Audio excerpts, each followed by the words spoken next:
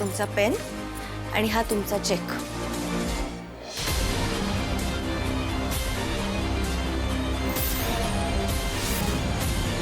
डोक्यावर हात, कुटुंबाचं प्रेम आणि कित्येक वर्षांची प्रतीक्षा।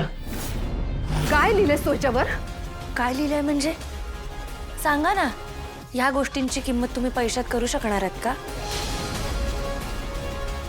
कुठल्या बँकेत जाऊ आम्ही आणि कुठल्या बँकेत जमा करू हा चेक सांगा। पद्मिनी काकू, अहो असं काय करताय? सांगा ना,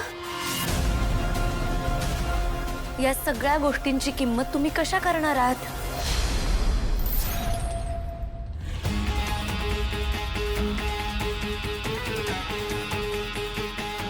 हॅलो, ऐक, नाव दयानंद खांडेकर। फोटो तुला पाठवला। उद्या घरात घुसून याचा घेम वाजला पाहिजे, कळलं? आणि मी घरात आलो आणि याचा श्वास जर सुरू असेल तर तुझा बंद होईल कायमचा। उद्याच्या उद्या, ओके? पैसा मिळतील।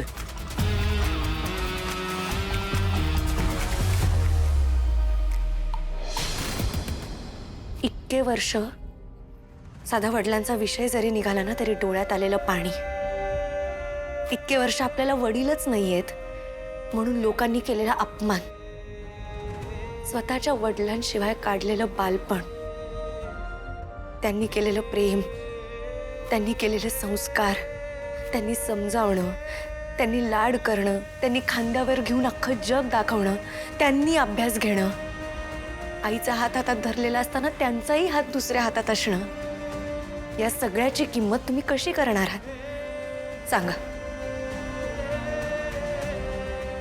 मुलाच्या शरीरात आलेल्या वडिलांच्या रक्ताची किंमत तुम्ही कशी करणार आहात?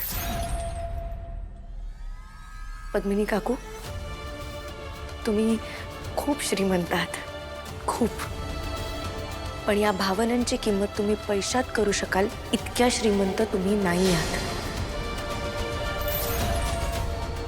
कधी विचारले तुम्ही केदारला की तो इतके वर्ष कसा जगला? लहानपणापासून कधी बेवारस म्हणून, कधी अनाथ म्हणून, तरीही तो आज स्वतःच्या पायावर खंबीरपणे उभा आहे। कधी वेळ मिळाला ना तर बसा त्याच्या जवळ आणि विचारा त्याला की इतकी वर्ष कशी काढली आहेस म्हणून।